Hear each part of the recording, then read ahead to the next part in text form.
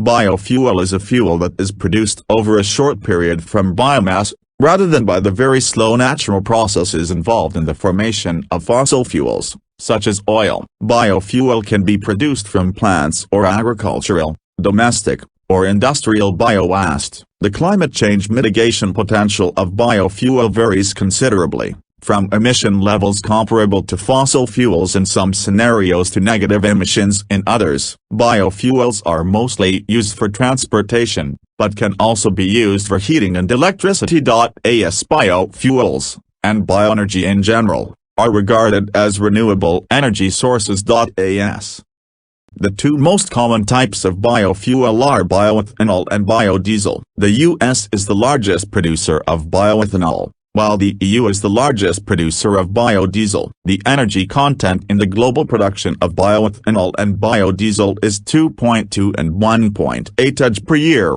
respectively. Demand for aviation biofuel is forecast to increase. Bioethanol is an alcohol made by fermentation, mostly from carbohydrates produced in sugar or starch crops such as maize, sugarcane, or sweet sorghum. Cellulosic biomass, derived from non-food sources, such as trees and grasses, is also being developed as a feedstock for ethanol production. Ethanol can be used as a fuel for vehicles in its pure form, E100, but it is usually used as a gasoline additive to increase octane ratings and improve vehicle emissions. Biodiesel is produced from oils or fats using transesterification. It can be used as a fuel for vehicles in its pure form, B100. But it is usually used as a diesel additive to reduce levels of particulates, carbon monoxide, and hydrocarbons from diesel-powered vehicles. The term biofuel is used in different ways. One definition is biofuels are bio-based products,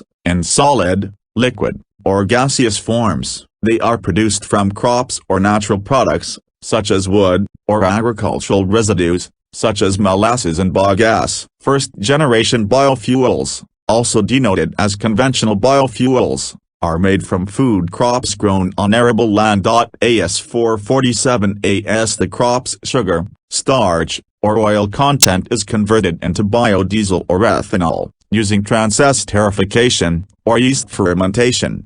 To avoid a food versus fuel dilemma, second-generation biofuels, also called advanced biofuels or sustainable biofuels, are made from waste products. These are derived from agriculture and forestry activities such as rice straw, rice husk, wood chips, and sawdust. As the feedstock used to make the fuels either grows on arable land but are byproducts of the main crop, or they are grown on marginal land. Second-generation feedstocks also include straw, biogas, perennial grasses, jatropha, waste vegetable oil, municipal solid waste, and so forth. The following fuels can be produced using first, second, third, or fourth-generation biofuel production procedures. Most of these can be produced using 2 or 3 of the different biofuel generation procedures. Biologically produced alcohols, most commonly ethanol, and less commonly propanol and butanol, are produced by the action of microorganisms and enzymes through the fermentation of sugars or starches,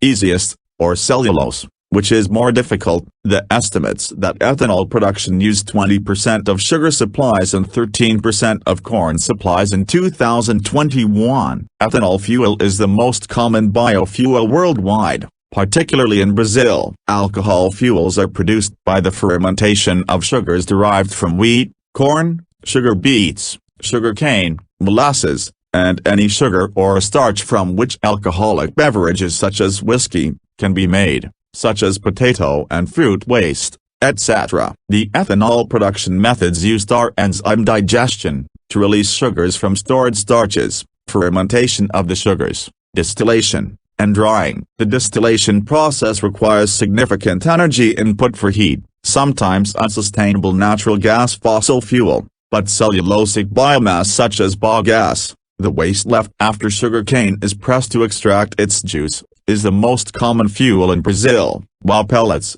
wood chips and also waste heat are more common in Europe, Waste steam fuels ethanol factory A, where waste heat from the factories also is used in the district heating grid. Corn to ethanol and other foodstocks have led to the development of cellulosic ethanol. Methanol is currently produced from natural gas, a non-renewable fossil fuel. In the future, it is hoped to be produced from biomass as bioethanol. This is technically feasible, but the production is currently being postponed for concerns that the economic viability is still pending. The methanol economy is an alternative to the hydrogen economy to be contrasted with today's hydrogen production from natural gas. Butanol, C4H9O, is formed by fermentation, acetone, butanol, ethanol, and experimental modifications of the process show potentially high net energy gains with biobutanol as the only liquid product. Biobutanol is often claimed to provide a direct replacement for gasoline,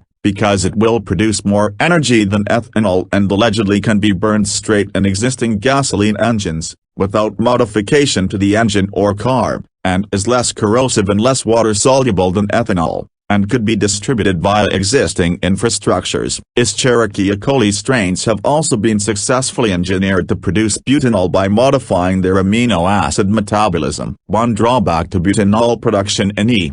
coli remains the high cost of nutrient-rich media. However, recent work has demonstrated E. coli can produce butanol with minimal nutritional supplementation. Biobutanol is sometimes called biogasoline, which is not correct, as it is chemically different, being an alcoholic, not a hydrocarbon, like biogasoline. Biodiesel is the most common biofuel in Europe. It is produced from oils or fats using transesterification and is a liquid similar in composition to fossil, mineral diesel. Chemically, it consists mostly of fatty acid methyl, or ethyl, esters, FAMEs. Feedstocks for biodiesel include animal fats, vegetable oils, soy, rapeseed, jatropha, mawa, mustard, flax, sunflower, palm oil, hemp, field panicris, Pongamia pinnata, and algae. Pure biodiesel, B100, also known as neat biodiesel, currently reduces emissions by up to 60% compared to diesel second-generation B100. As of 2020, researchers at Australia's CSIRO have been studying safflower oil as an engine lubricant, and researchers at Montana State University's Advanced Fuels Center in the U.S. have been studying the oil's performance in a large diesel engine, with results described as a game-changer.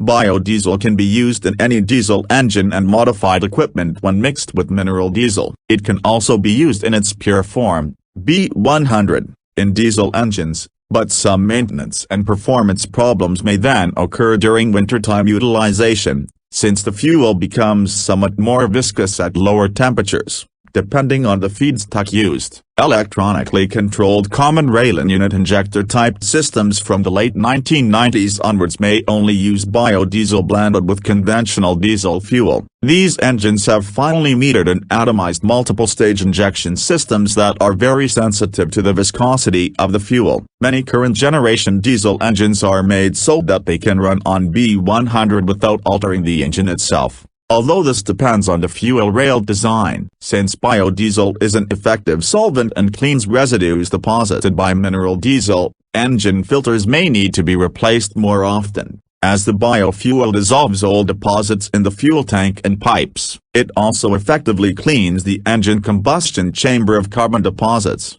helping to maintain efficiency. In many European countries, a 5% biodiesel blend is widely used and is available at thousands of gas stations. Biodiesel is also an oxygenated fuel, meaning it contains a reduced amount of carbon and higher hydrogen and oxygen content than fossil diesel. This improves the combustion of biodiesel and reduces the particulate emissions from unburned carbon. However, using pure biodiesel may increase NOx emissions. Biodiesel is also safe to handle and transport because it is non-toxic and biodegradable, and has a high flash point of about 308 degrees F, 148 degrees C, compared to petroleum diesel fuel, which has a flash point of 125 degrees F, 52 degrees C. In France, biodiesel is incorporated at a rate of 8% in the fuel used by all French diesel vehicles. Avril Group produces under the brand iEster, a fifth of 11 million tons of biodiesel consumed annually by the European Union. It is the leading European producer of biodiesel. Green diesel is produced through hydrocracking biological oil feedstocks, such as vegetable oils and animal fats. Hydrocracking is a refinery method that uses elevated temperatures and pressure in the presence of a catalyst to break down larger molecules, such as those found in vegetable oils, into shorter hydrocarbon chains used in diesel engines. It may also be called renewable diesel, hydrotreated vegetable oil, HVO fuel, or hydrogen-derived renewable diesel. Unlike biodiesel, green diesel has the same chemical properties as petroleum-based diesel. It does not require new engines, pipelines, or infrastructure to distribute and use, but has not been produced at a cost that is competitive with petroleum. Gasoline versions are also being developed. Green diesel is being developed in Louisiana and Singapore by ConocoPhillips, Nest Oil, Valero, Dynamic Fuels, and Honeywell up, as well as Preem in Gothenburg, Sweden, creating what is known as evolution diesel.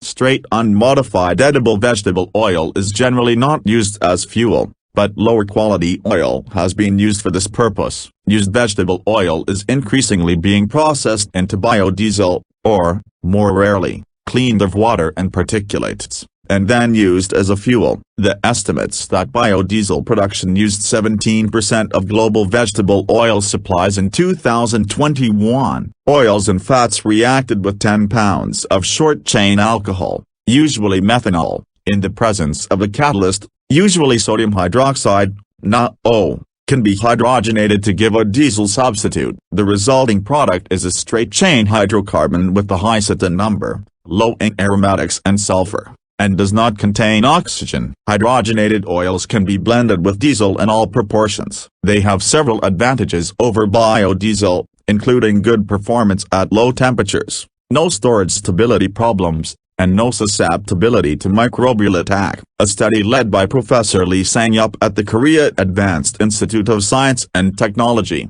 KAIST, and published in the international science journal Nature used modified D.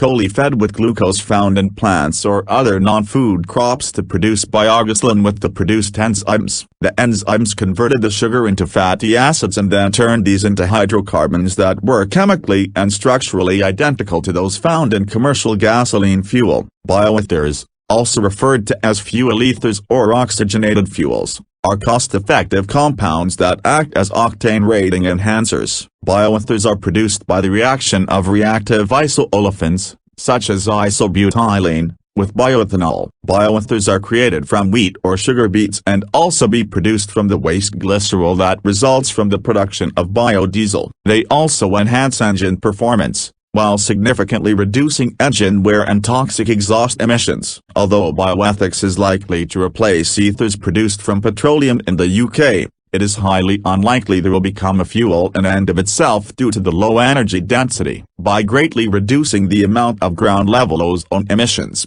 they contribute to air quality. When it comes to transportation fuel, there are 6 ether additives: dimethyl ether, DME, diethyl ether, D, methyl tert-butyl ether, and TBE, ethyl tert-butyl ether, ETB, tertamyl methyl ether, TAME, and tertamyl ethyl ether, TAE. The European Fuel Oxygenates Association identifies MTBE and ETB as the most commonly used ethers in fuel to replace lead. Ethers were introduced in Europe in the 1970s to replace the highly toxic compound. Although Europeans still use ether additives, the U.S. Energy Policy Act of 2005 lifted a requirement for reformulated gasoline to include an oxygenate, leading to less MTBE being added to fuel.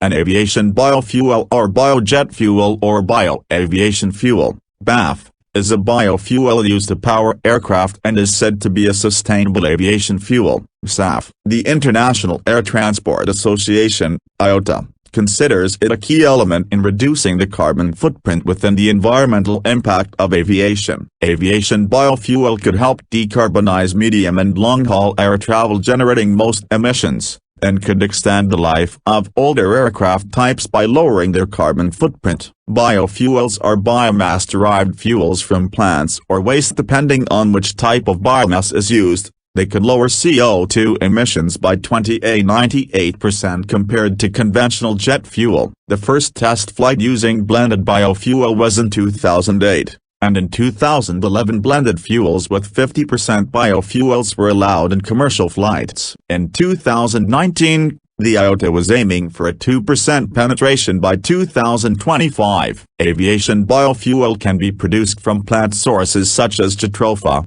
algae, tallose, waste oils, palm oil, biomass, and camelina, bio-SPK, from solid biomass using pyrolysis processed with the Feedstocks process, FTSPK, with an alcohol-to-jet, ATJ, process from waste fermentation or from synthetic biology through a solar reactor. Small piston engines can be modified to burn ethanol. Sustainable biofuels do not compete with food crops, prime agricultural land, natural forests, or fresh water. They are an alternative to electrofuels. Sustainable aviation fuel is certified as being sustainable by a third-party organization. Biogas is methane produced by the process of anaerobic digestion of organic material by anaerobes. It can be produced either from biodegradable waste materials or by the use of energy crops fed into anaerobic digesters to supplement gas yields. The solid byproduct, digestrate,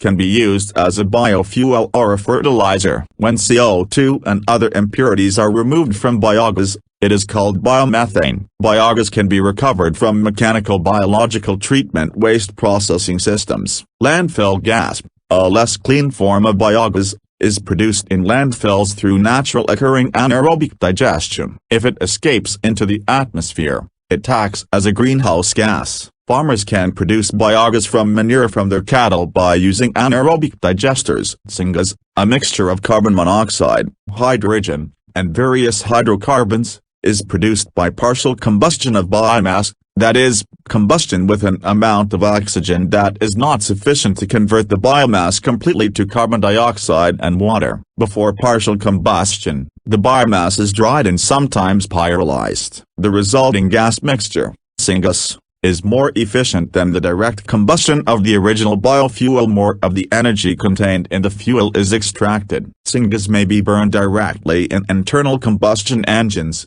turbines, or high-temperature fuel cells. The wood gas generator, a wood-fueled gasification reactor, can be connected to an internal combustion engine. Syngas can be used to produce methanol, dimethyl ether, and hydrogen, or converted via the Feedstocks process to produce a diesel substitute or a mixture of alcohols that can be blended into gasoline. Gasification normally relies on temperatures greater than 708 degrees C. Lower temperature gasification is desirable when co-producing biocarb, but results in syngas polluted with tar. The term biofuels is also used for solid fuels that are made from biomass. Even though this is less common, algae can be produced in ponds or tanks on land, and out at sea. Algal fuels have high yields, can be grown with minimal impact on freshwater resources, can be produced using saline water and wastewater, have a high ignition point, and are biodegradable and relatively harmless to the environment if spilled. Production requires large amounts of energy and fertilizer. The produced fuel degrades faster than other biofuels,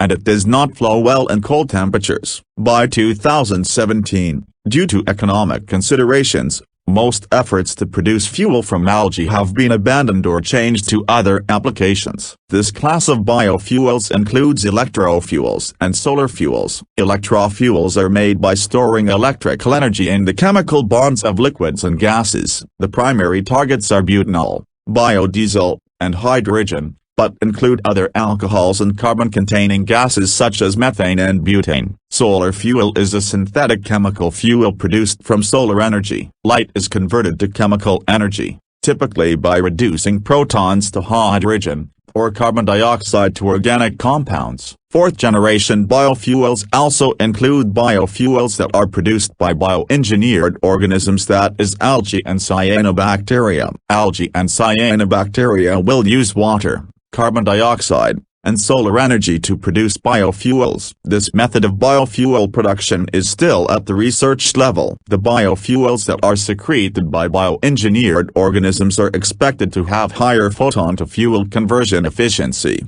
compared to older generations of biofuels. One of the advantages of this class of biofuels is that the cultivation of the organisms that produce the biofuels does not require the use of arable land. The disadvantages include the cost of cultivating the biofuel-producing organisms being very high. Global biofuel production was 81 tonnes in 2017, which represented an annual increase of about 3% compared to 2010. As 12 tonnes stands for million tons of oil equivalent. Furthermore, the U.S. is the largest producer in the world, producing 37 tonnes in 2017. Brazil and South America, 23 tonnes, and Europe, mainly Germany, 12 tonnes. As 12 as. An assessment from 2017 found that biofuels will never be a major transport fuel, as there is just not enough land in the world to grow plants to make biofuel for all vehicles. It can, however, be part of an energy mix to take us into a future of renewable energy.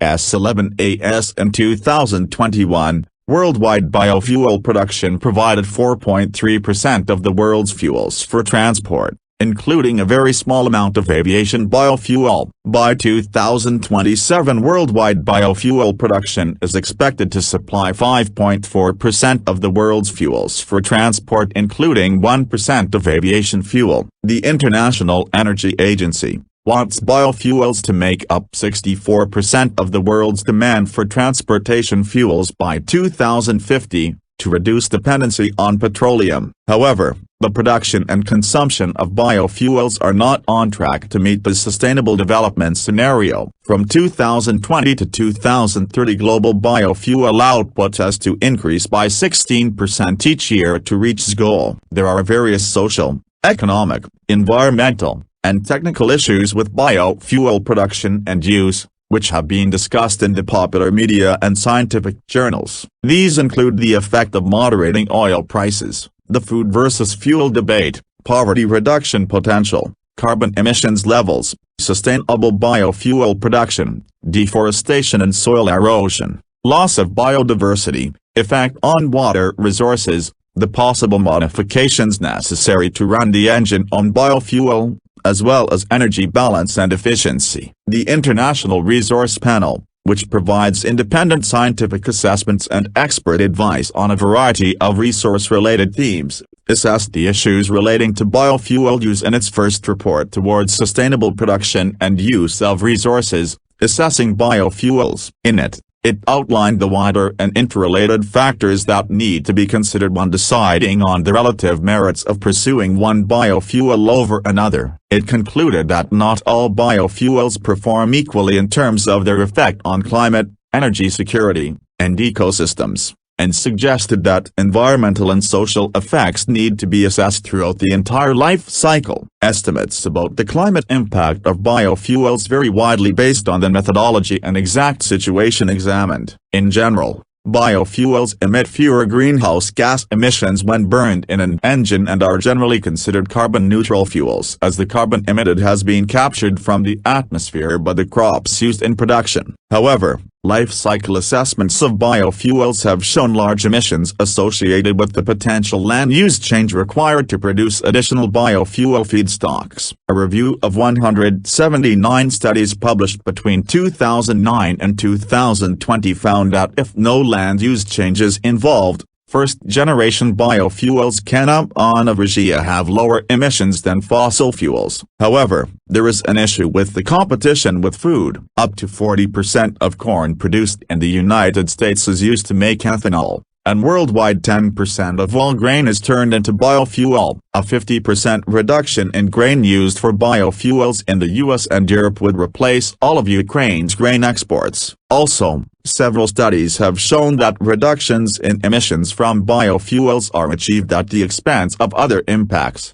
such as acidification, eutrophication, water footprint, and biodiversity loss. The use of second-generation biofuels is thought to increase environmental sustainability, since the non-food part of plants is being used to produce second-generation biofuels, instead of being disposed of. But the use of this class of biofuels increases the competition for lignocellulosic biomass, increasing the cost of these biofuels. The indirect land use change impacts of biofuels, also known as ILUC or ILUC, pronounced as ILUC, relates to the unintended consequence of releasing more carbon emissions due to land use changes around the world induced by the expansion of croplands for ethanol or biodiesel production in response to the increased global demand for biofuels. As farmers worldwide respond to higher crop prices to maintain the global food supply and demand balance, pristine lands are cleared to replace the food crops that were diverted elsewhere to biofuel production. Because natural lands,